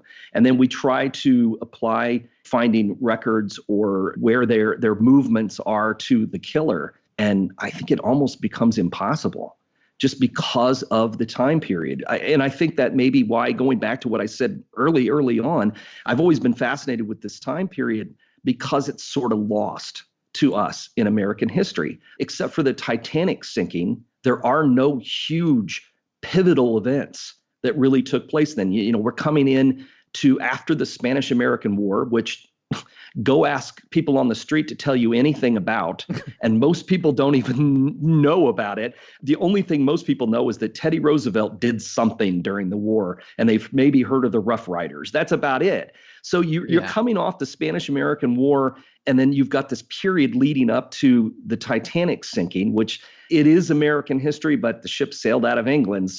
But most people know about it thanks to that movie. It's a time period that most of us have kind of forgotten about, which is what I find interesting. But that's what makes it so hard to deal with this crime and this series of crimes, because there just isn't a lot of history available. You do what you can, you find everything you can, but it makes it hard. And I think this killer vanished into a time period that was the perfect time period to vanish into, because I think World War I really changed not only our country, but the entire world. This was finally an event that happened in history that was wholesale destruction and slaughter like the world had never seen before. That changed everything. And in America, we have the Wild West and all these things in the late 1800s after the Civil War. But it's this weird little period that in my line of work and in my research, I'll be writing more because there's a lot of weird stuff that happened in that time period that people have forgotten about. And this would have fit in there if not for Villisca and if not for all the ghost stories. That's what keeps this story alive, is because of that. Well, speaking of that, before we let you go, we definitely want to talk to you about your experience with the house and what you know of paranormal experiences there. And I was particularly fascinated with chapter 24 of your book and a story that you told about staying there. What is your knowledge overall of paranormal activity at the house prior to your own personal experiences there and since then? Well, what got me interested in the entire case in the first place is hearing about this house that was haunted that 8 people had died in. I write a lot about crime and a lot about ghosts both. So that was a perfect tie-in for me. And I heard about it in the late 90s. And because it had only started a few years before. The house itself was used as a rental property for many, many years after the Moores were murdered there. And in 1994, a local man who had a museum in town, Darwin Lynn, Darwin had, he owned the old Frank Jones store up on the square, and he turned it into a local museum. And the house came up for sale. And the realtor approached Darwin and asked him if he'd be interested in it. And so he bought it with the idea of preserving the history of the town and the murders. I mean, I could probably tell you, needless to say, those murders were the biggest event that's ever happened in the tiny little town of Villisca. So to Darwin and his wife, Martha, this seemed like a perfect way to preserve it. So he decided that the house by this time had been, electrified. It had running water, things it didn't have at the time when the Moores lived there. So he decided to get rid of all of that and renovate it back to how it looked in 1912 when the Moores lived there. And my theory about the hauntings there have to do with the fact that they came in and ripped that house apart.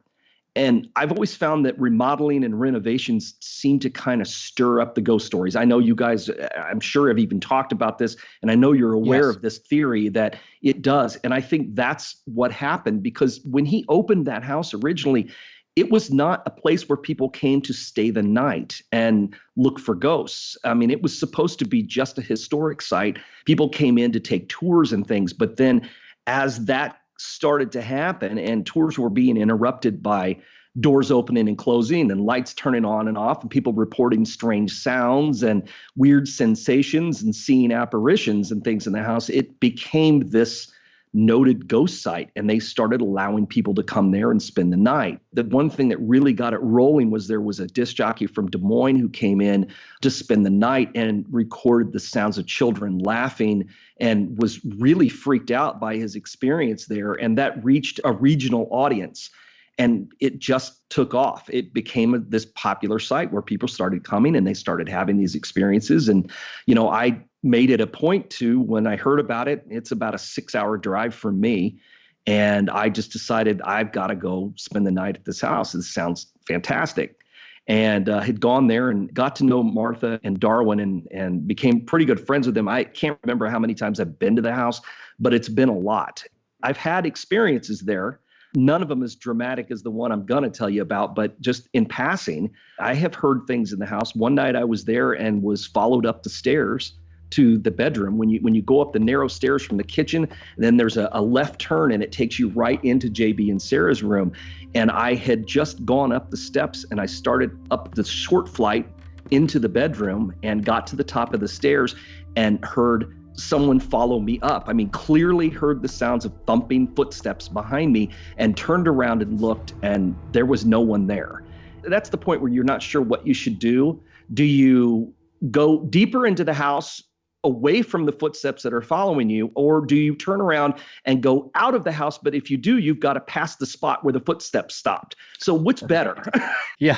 Yeah. You got to figure out what's the better plan here. So I just kind of stood there and nothing else happened. And I left and went back outside and said, well, I had a weird experience. Well, you also described a smell, though, too, right? I did. It was like a body odor, like a sweaty smell. I think that freaked me out as much as the footsteps did, was the smell. I know where you're thinking. It wasn't. I swear it wasn't me. Another favorite time was I was there with a group of people, and a lot of people bring toys and things and leave them at the house, maybe as an offering to the children that were killed there or something. But we were rolling a ball at 2 or 3 o'clock in the morning. You start to get a little punchy. You've been sitting around for hours. And we were rolling a ball down the hallway toward JB and Sarah's room. And a friend of mine was sitting down there. I was sitting in the kids' room and we're rolling the ball. It rolled about halfway down this maybe 15-foot span. But in the middle of the hallway, the ball came to a stop, completely stopped, and reversed directions and rolled back to me. And this happened a few times that night. And I thought, okay, there's got to be an explanation for this. And I thought, well, it must be the floor, and so we're trying to duplicate it later. It's not happening. So that was unnerving, but nothing probably was unnerving as the incident with the closet door. And that was the first time I was ever there. And there was a woman who was with us that night who, had been there many times before. And she had, I don't know if you'd call it a relationship, but some sort of contact with Paul, who was one of the Moore sons. And she always brought candy with her, and she would promise Paul that she would leave him candy in the closet if he would open and close the door. And I thought, this woman is a lunatic. Actually, I know her, and she's really not. But at first, I thought, this is really strange. So I was there with a group, and they had tons of equipment. They had cameras set up all over the place. So they put a camera upstairs aimed at the closet.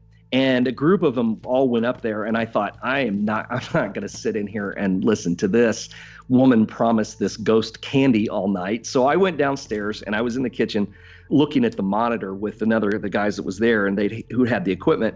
And we were watching this happen, and she was saying, open the door for me, I'll leave you some candy. And this door literally was opening and closing by itself on command. And I thought, there's got to be an explanation for this. So I went upstairs, and I said, okay, let's stop and look at this reasonably. And so we closed all the windows in the house. We sealed everything off. I got in the closet, looked for holes, and tried to see if there was an explanation for this. And nothing was happening. We sat back down. She starts up her spiel again to the ghost, and the door starts opening and closing again. And I thought, okay, that's it. Everybody out. So we got everybody out of the house, and I talked them into this. I don't know how I did it, but I talked them into staying out of the house for like an hour. And we aimed the camera at the door and left it, because I thought, if this is just happening randomly, it's gonna keep happening whether we're in the room or not. So we left the camera pointed at the door, and nothing happened for an hour. Nothing. It never moved. It never budged. So finally, we all went back into the house. We sat down, and Annie says, Paul, we're back. Would you, open the door for us? Door swings right open and shuts. I mean, that's the first time I'd ever seen anything happen like that on the command of someone who's asking a ghost to make something happen, but it did. I would love to give you some logical explanation, but I exhausted all those that night. I looked into everything I could possibly do. And so that leaves me with, that house is haunted. It's very haunted. And people who go there, I think, are rarely disappointed. You're going to go a place, doesn't matter how haunted it is. And sometimes things aren't going to happen. But even if nothing happens, it's a place you've got to see. If you have an interest in this story, that makes it come to life. Being at the house where it happened, standing where the family did, sitting in the kitchen where they ate their meals, walking through the house like the killer did. This brings that story to life. So there's no way to be disappointed. Even if you don't have anything supernatural happen to you at the house, just being able to absorb that history is something that, if you have an interest in this case, you've got to do at some point. You said it was a rental property. Since, I believe, the time of the murders, when the house was cleaned up and took possession by someone else, were there 13 different owners of the house during that time? There actually were 13 owners of the property, including the Moores. Right. It seems to be the renovations that kicked up this activity, this paranormal activity, which we often hear about as well. When there's a change to the house, something gets refreshed. Sometimes it may seem the spirits that are there are approving of it or not. And that's what causes a lot of activity. But do you think that there may have been activity in those previous decades that just wasn't reported? Because it's something that we found out with the Sally house when we investigated that story. And when you hear the Pickman story about the, happening in the early 90s, 92, 93, then other people started coming forward. During the TV show Sightings that was filming there and the Pickman story, a woman happened to drive by, and she said, oh, I lived there before this family moved in. Yeah, like 4 or 5 years ago. And yeah, there was tons of activity in that nursery room. We just never told anybody about it. Do you think that maybe something was going on, or did it seem like it really was quiet and dormant until Darwin and Martha Lynn decided to restore the house to its original condition? Well, I think it's possible. I mean, rental houses often have bad reputations, and when a lot of people move in and out over time, there may be a very good reason for it. The issue is that I don't have any documentation of it being haunted. And I've also talked to some of the people in town, and I've had people tell me, well, I never heard anything about it being haunted until after Martha and Darwin bought it. And if you knew the lens, you would know this is not something that they wanted. Martha didn't even want to buy it. That was all Darwin. They didn't want a haunted house. I mean, Darwin told me he didn't even know if he even believed in ghosts until he had a couple of things that had happened when he was there alone. People have said, oh, no, nothing was going on here, but it is possible. I think it's possible that something could have been, but nobody talked about it. Or maybe people moved out and maybe they mentioned to the landlord, whoever it might have been at the time, we're scared, this house is haunted. Well, he's not going to tell anybody. It's a small town, and, having a rental property that gets rented, I'm sure is probably a good thing. It was never publicized. So I just go with, I have no documentation until after Darwin and Martha renovated it. So that's where I leave it. You had mentioned other houses. I think just one other one that still stands from this possible previous murder spree by this Billy the Axeman, the unknown murderer. What house is that? And I guess, do you know of any of the other properties involved in these cases that still stands and is reportedly this haunted? Well, there's actually two houses. The one that Roland and Anna Hudson lived in Halo, Kansas, is still there, and the house in Monmouth, Illinois, is still there also and is occupied. But I've never heard of either one of them being haunted. They certainly could be. I mean, the potential is there, but I've never heard any stories about any of them. And I actually have a friend who lived in Monmouth who was checking into the viability of the house, whether it was still standing, and it is still standing and it's still there, but she had not heard of any activity connected to the house. But it was also owned by the church for quite a number of years, and so they probably would not have talked about it if it was, but there isn't any record of it being haunted. But there are still two that do exist. The others were, again, in these tear down areas near the railroad tracks, and they just have not survived. Is there evidence of hauntings there that have a darker side? Because it's one thing to sit and have, in theory, a poor deceased child play with a closet door or roll a ball up and down a hall. But what stories have you heard that have a darker tinge to them? It depends on your source, who's telling the story. Because to one person, the closet door opening and closing by itself seems really cool. But to someone else, maybe that seems scary. I haven't had any personal experience with anything there that I would call sinister or, dark. I know there are a lot of people that claim that they have. I also know that a couple of years ago, there was a guy who stabbed himself. Why you're carrying a knife on a paranormal investigation? I don't know. That whole thing was very weird. And I think it's all in the interpretation, honestly. There are people that I know that can go to a place and have experiences that are interesting. And then there are people who believe they're demons. It's all in the way that you look at it. If they are the ghosts of the Moore family, and I wouldn't see any reason why they wouldn't be, it would make sense. They were murdered there at the place. But since I've never actually spoken to any of them or met them face to face, I can't say that for sure. That's where I come from, though. See, but that's my interpretation. I believe it probably is the Moores. I also believe that there is an echo of the tragedy that took place there, which makes up for a lot of the things that happen there. The sounds, the smells, that kind of thing. I think that may be nothing more than a memory left behind, a residual haunting left on the property.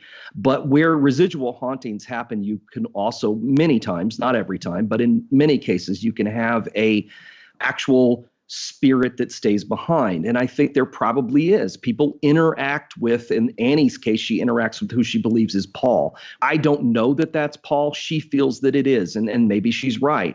But it could be any of them that have stayed behind, maybe any of the children that stayed there in the house. I don't see any reason why, and this is me just trying to think logically, I don't see any reason why the killer would have remained behind in this house. Thinking the way that I do, that he, committed 5-6 other murders in addition to Villisca. Why would he choose to come back just to Villisca? Because it was his biggest one? Maybe. I suppose that it could just as likely be Reverend Kelly. Who, while he didn't die there or anything else, it was something that I'm sure affected the rest of his life. I think we've seen that pretty vividly in the way that he was put on trial twice and, eventually just sort of vanished from history. Maybe his ghost returned. Maybe he comes across as negative to people. But I think that's the way people see it. I think that's the interpretation they have of spirits or hauntings. Like I said, I've been there at least 15 times, probably more than that. I've lost count over the years, and I've never encountered anything. Yes, it's unnerving because anything we don't understand or is, a disembodied something happened to you, you're not human if that's not unnerving to you. But I'm not a psychic. I don't see dead people. I like to experience things because I like to write about them. And so sometimes you become part of your own story. That's how you want it to work. But I've never encountered anything that I felt was dark or negative or scary in Villisca. Not personally, anyway. Yeah, that's interesting because there's a couple of things. And of course, I think Scott and I both watched at least two of the ghost shows that covered it. One was Ghost Adventures, and they got some interesting EVPs that were of the not nice nature. And of course, they're going to play up the angle here. But there's a couple of things that when you mentioned, I believe in connection to the little boy Paul, who was I think 5 years old at the time.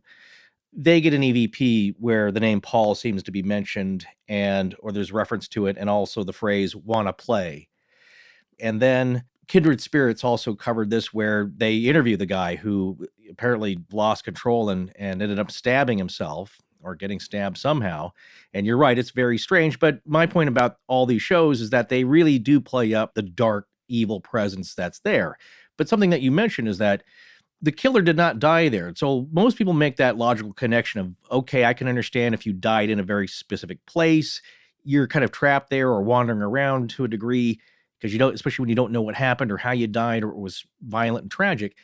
But why would there be then this dark presence? But that is something that's very pervasive in all these stories. And I think you're right in that it's perspective and how you view these things. But are there any stories where there's something that seems kind of dark and sinister coming from somebody that you find credible or anything that you've heard of? Or is it all just perception? Not really. Most of the time, most of the people that I've talked to are people who have been very familiar or are regularly connected to the house, who seem to have a good reason to have multiple experiences there. Johnny Hauser lives right next door, and I've known Johnny for years, and he's had experiences, but he's never had anything he's ever told me about where he was so frightened that he ran out of the place. He lives next door. If you were that scared of it, you wouldn't live that close. But, Right. when you see that stuff on TV, and, the television shows serve a great purpose. They're great entertainment, but they are meant to be scary. So that's always the angle they're going to play up. And that also sometimes depends on the belief of the people involved. If you go everywhere you go, you believe that there's a demon there, you're going to start putting a sinister angle on every case because, well, that's what your audience expects because you are providing a certain audience with a certain kind of entertainment. Don't get me wrong. This is a horrible, bloody, dark, sinister story, whether it's 8 murders in one house or it's multiple murders in 7 different houses. It's a horrible story and it is dark and it is a bad story. But as far as Villisca goes, at least for me personally, the spirits that are there or the haunting at least that is there, I just don't find to be a dark and eerie thing. And I haven't heard about anybody's experiences firsthand from anyone that I find would be a believable person. I'm sure there are stories out there, but I really think it depends on your own perspective and what you bring to it, my opinion. So I was looking at the official Villisca House website. Well, there's a lot of stuff that's not in your book, but there are passages that are very similar. And I wondered if, and there's seems to be no byline of who wrote it where I could find. Did you have anything to do with the website or the research on it or the writing? No, they've got my book though. Yeah. I think Martha hired someone to do it. Mm-hmm. Darwin passed away a few years ago. Right. But I think they hired someone to do it and I didn't mind. Yeah. I think this is a 2nd or 3rd edition of this book. And I really didn't mind that they did it. It was fine with me. Yeah. But yeah, that is where some of it came from. I'm pretty Yeah, sure. that's what it seemed like. So Troy, what's next for you or what are some of your upcoming projects that we can look out for? I'm always working on new books. I've got a new one coming out before the end of the year. It is the 4th part of my Cabinet of Curiosities series, which was just sort of a fun thing I did a few years ago. I had ran across this book about like the Civil War told through 50 objects. And I thought, you know what, that would be kind of cool to do something like that, but do it supernaturally. So I did a one on like artifacts of the supernatural, certain things that I could tie into stories. And my next one is going to be hotel keys, and it will be 20 haunted hotels.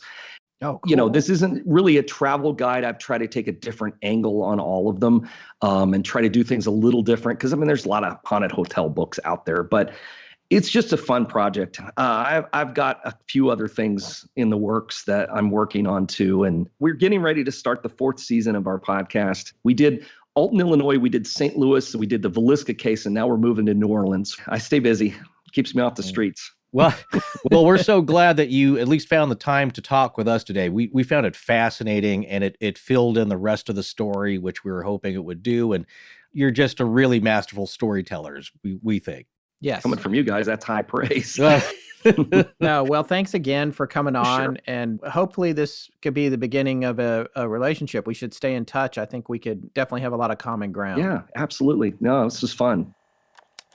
All right. Before we get to our conclusions, there was something brief that I wanted to mention because it really was kind of a connecting factor between the Sally House and doing this story, how we first kind of heard a little bit about it. I'd heard the name Villisca before, but I didn't realize there was possibly a connection until other people started talking about it. And those other people were the Pickman family from the Sally House. And the first thing that they mentioned, which it's probably a coincidence, nothing to worry about, but the Villisca House address is 508 East 2nd Street in Villisca, Iowa.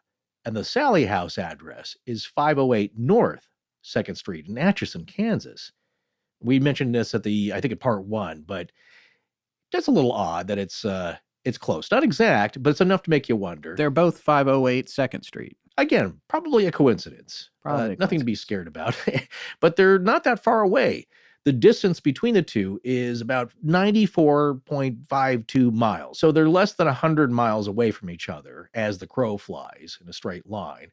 Or if you were to drive it, it would be 128 miles by road and about a 2-hour, 13-minute car ride, depending on traffic, of course. But it's a lovely countryside, a lot of cornfields, we noticed. Villisca is also exactly 160 miles or so, or 3 hours, due west of the little town that the American Gothic House is in, that I've been to on a road trip. Yeah. Which is a really amazing place to visit if you ever wanted to go there. Yeah, so that's almost due west of there. So there's lots of things to see in Iowa if you're ever that way. Lots of attractions and a lot of spookiness in that area. There's that triangle we mentioned before, I think from Lawrence, Kansas. And I believe if you leave north from Paola to get to Villisca, you pass through nearby Atchison and more closer to St. Joe, Missouri, which we found a fascinating old Victorian house style town. Yeah, that's a spooky It was really town. cool. Spooky is the best word for St. Joe. Here's one other thing that maybe links the house. Now, they're not the same type of house. Villisca was a wood construction house. The Sally House is made out of stone bricks on the outside, but they were built around the same time because the Sally House was built between 1867 and 1871, and it was purchased by land acquired by Michael C. Finney between 1867 and 1871. And as we said in our Sally series, it was believed that the Finney family, lived in the basement first as the house was being built, and that was completed by 1871. And on September 27th, 1872, the founder of the house, the family patriarch, Michael C. Finney, died in the house at 10 p.m., but of natural causes. Now, from Troy Taylor's book, the Villisca house dates back to 1868, and it was built by George Loomis on Lot 410. So built and completed around the same time, within a few years of each other. Yeah. Not that it's a race or that completion date makes a difference, but they're built around the same time, same kind of age and vibe. There was also a connection for Tony Pickman, right, who suffered greatly while living in the Sally House. He had found some unusual connections between the Sally House and later Villisca once he started learning about Villisca, right? Yeah, and that's what he told us, that there was some strange connection, a spiritual one perhaps.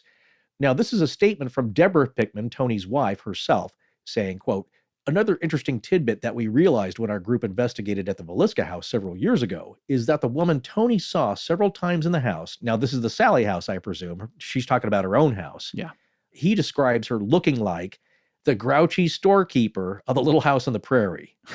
This is the full body apparition that I believe Tony Pickman saw at his own house in Atchison. And he said it looked exactly like the neighbor who found the Villisca family murdered. Now, that would be Mary Peckham. The quote goes on to say, there are a few other seemingly distinct and similar facts as well.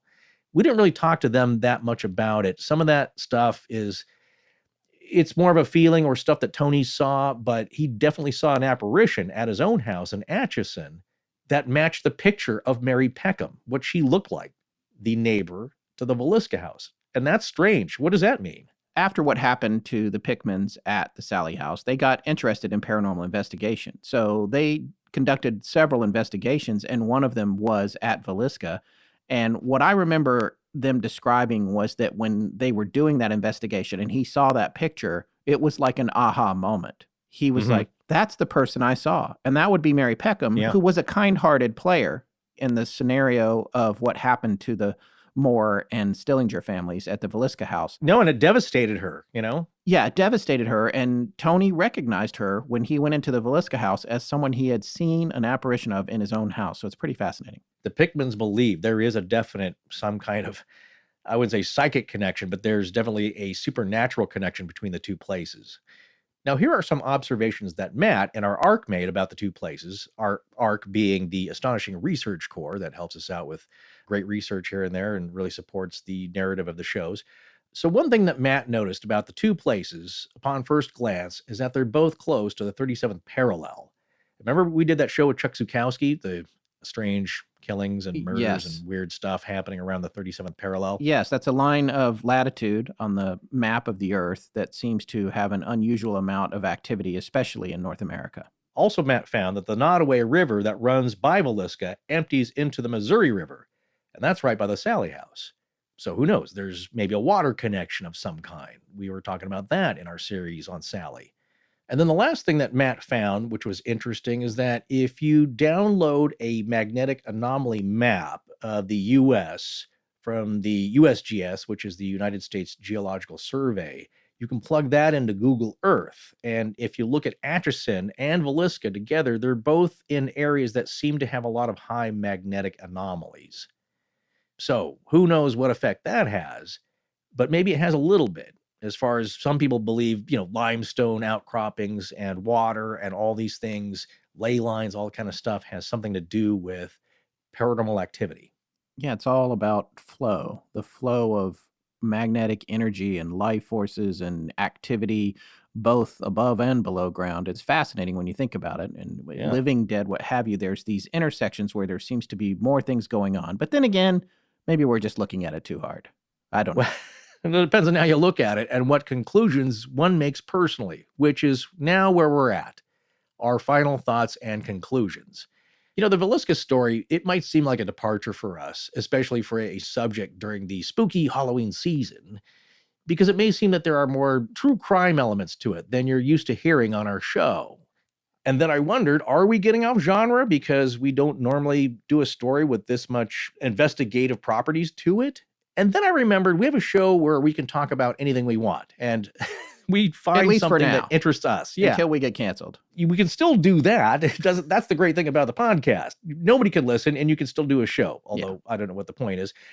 But the idea, though, is that we always said we do stories that we find interesting. And when we'd heard of the Villisca Axe Murder House, as we said in this past series from our show on the Sally House, we knew it was one of the most haunted locations in the U.S. That's just its reputation, like a bunch of these other places. But as Scott said, and what we both found out, is that there was so much more to the story than just a bunch of true crime facts and dates and times and evidence and suspects, or even a bunch of one-off ghost story encounters. We seem to keep finding this out as we cover various topics, that you just never really know where the story will take you. And it usually takes you to really interesting places. And many of you thought that the Sally House was a pretty scary series and something perfect to cover for Halloween. But if you compare the two types of stories and the events that happen at each, and what may make one scarier than the other or vice versa, there are a few differences worth noting, even though there may definitely be some sort of physical and or spiritual connection between the two places. 8 people from 2 different families, and mostly children, were brutally slaughtered in one of the worst ways imaginable at the Moore House in Villisca. No one, as far as we know, was murdered at the Sally House, just some deaths from natural causes throughout the house's history, like any old house will eventually have. So there may be something of a dark or sinister nature at the Sally House, but we're not sure why it chose to reside there. Other than some turn-of-the-century medical procedures, nothing really terrible took place there. Yes, some pain, but not brutality. One thing many visitors say about the Villisca House is that there definitely is a seemingly evil spiritual presence there, and lots of nasty EVPs have been captured. But the killer didn't die there on the premises, as far as we know. And as we all often like to think has to happen, a person has to die at a place to be able to haunt it. So, is the axe murderer back at the house, and how is he able to travel there? Or was a dark presence always there, waiting for him, coaxing him there, as well as the other places? But the main difference between the Sally House and Villisca House stories for me, and what may make one scarier than the other, is that the Sally House has a story of a contemporary family that suffered prolonged spiritual attacks and interactions, not just a few doors opening and lights flickering on and off.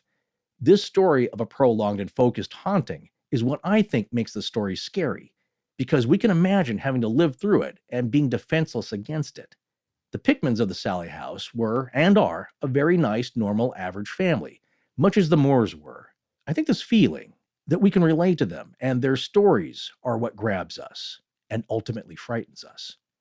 Now, when some people think of what's scary at Halloween, they think traditionally of things like Dracula, Frankenstein's monster, the mummy, and ghosts and witches.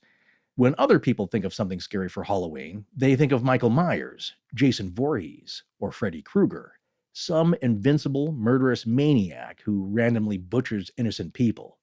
Like so much of the paranormal and supernatural, and real life for that matter, what scares us each the most is personal. And personally, although I would certainly be spooked if Dracula, a werewolf, or Mothman popped out from around a corner, the idea of those things don't scare me all that much. What scares me more is the idea of someone who has no compunction about breaking into people's homes and murdering whole families, again and again and again, just to live out a sick fantasy. Unlike Myers or Jason or Freddy, Billy the Axeman was all too real, and he killed as he pleased, and he knew it. As it's often said, live people scare me more than dead ones. And then I think about this Midwest axe murderer and how he lived out the rest of his days, probably thinking he was invincible and untouchable. I wonder about the random people he met in the years after his spree, who had no idea what he'd done, and that this stranger could easily have fantasized about killing them too. And then I wonder about how many of us, or our family or friends, have ever come close to being a target for this incarnation of evil and would never even know it. Wow, your conclusions are much better written than mine. Zing. Zing. Yeah, it's no. good. I only disagreed with one thing here. The last thing I would say just on my thoughts there is that it's the human angle. All these stories that we always cover. I've said this before, and it's not a great epiphany, but like when you cover paranormal things and supernatural stuff and the weird stuff that we do, how we relate to these stories, because they're so weird and abstract and bizarre, is that we have to imagine ourselves in them. What connection to us on a daily basis? It's like, you're never going to see Mothman. I'll guarantee that. The next time he's seen, it will be a very rare occurrence for a few select people. But murders happen all the time. Home break-ins, unfortunately, happen all the time. This can reach out to anybody. This is much more real than any of the other stuff we cover. And that's what's scary. I think you made a lot of really interesting points here. And one point that I've often thought about just over the course of my life, especially when in crowds of people, and it's particularly true when you live in big cities like you and I both have, New York, Los Angeles, whatever. You're around crowds of people all the time. And sometimes I would stop and think, you don't know who these people are, what they've done, what they're capable of. And it's nice to always think, oh, I could trust it. That guy looks nice, But, Based on what? Based on what? Exactly. Ted Bundy looked like a nice guy too. On the other hand, Richard Ramirez, not so much. So it depends on that big picture of life that you're constantly in the middle of. The only thing about your observations that I have a question about is, and I don't know if this was the point you were making, but I don't think that somebody has to die somewhere to haunt a place necessarily. No, I'm saying that we all think that. Okay. But that makes the most sense. And oftentimes that's the case if you do a background search and you get a little bit of evidence, like maybe a ghost photo or an EVP or a spirit box statement, and you do some research on the house and you find out, oh, well, that kind of fits this person that used to live there 100 years ago. And that's why James Willis always does the history first, finds out about the history of the house, the history of the place, who lived there, who may have died there.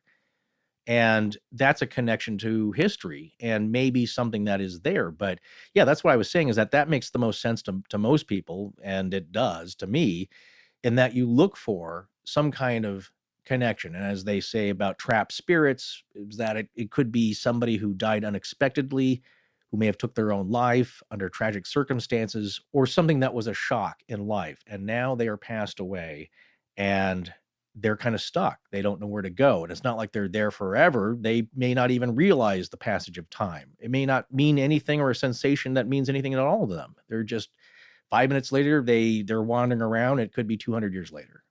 We don't know really what's there, and it depends on your perception. As our guest Troy said, if you are scared of this stuff and you get scratched or something touches you and it's a cold chill, you may be really frightened and think that something bad is there.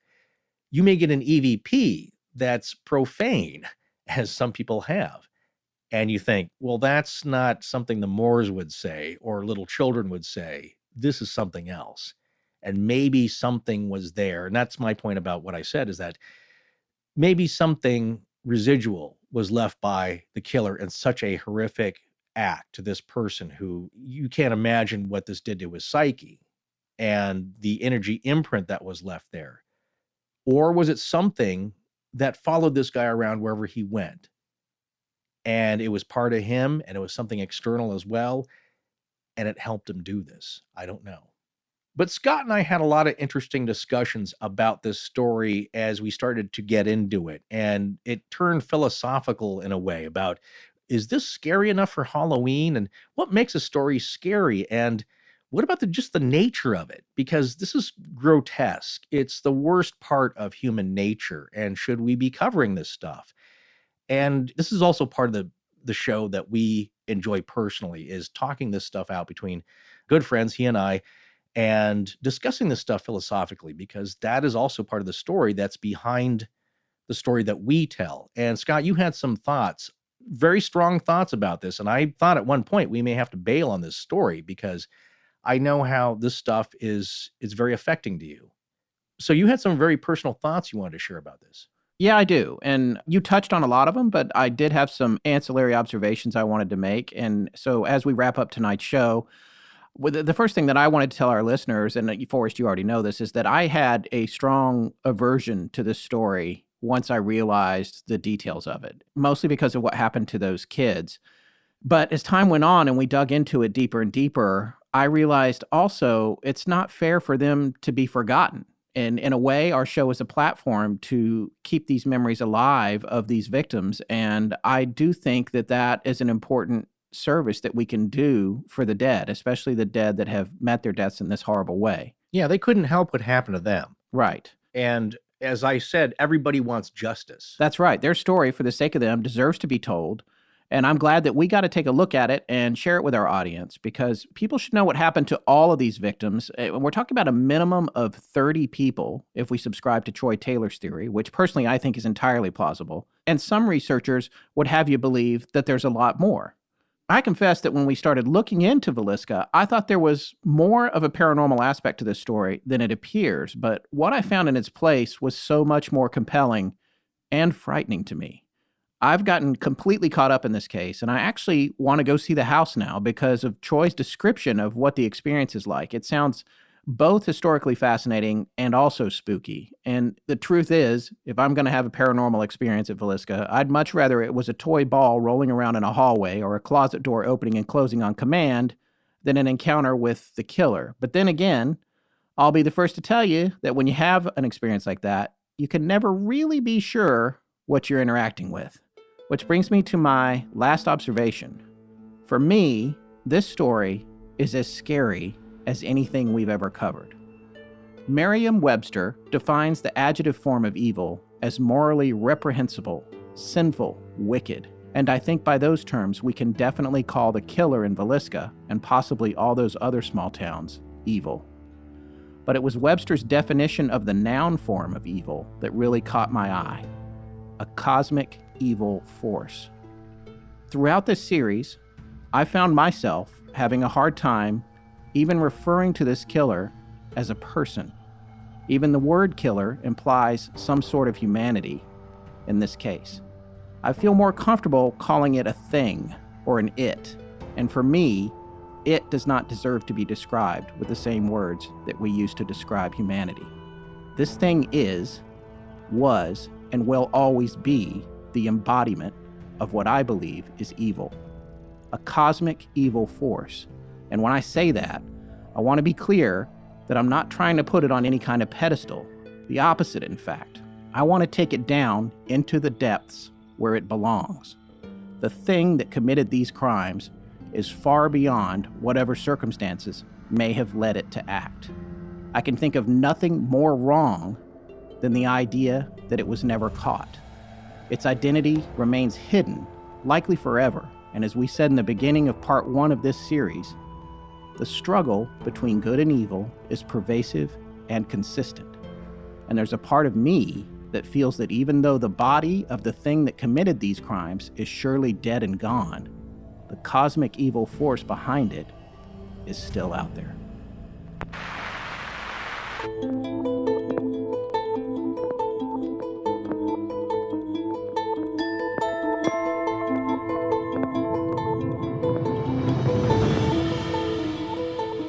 That's going to wrap up our series on the Villisca Axe Murder House. Thanks to everyone for listening in. We're dark next week, although there will be a new episode of the Midnight Library then, and Astonishing Legends will be back November 9th, 2019 with a new show. Please remember to support our sponsors. They help keep the show free and the lights on in Blanket Fortiana. Special thanks to John Bolin. Hi, I'm TJ Spehart. Hi, this is John from St. Augustine, Florida.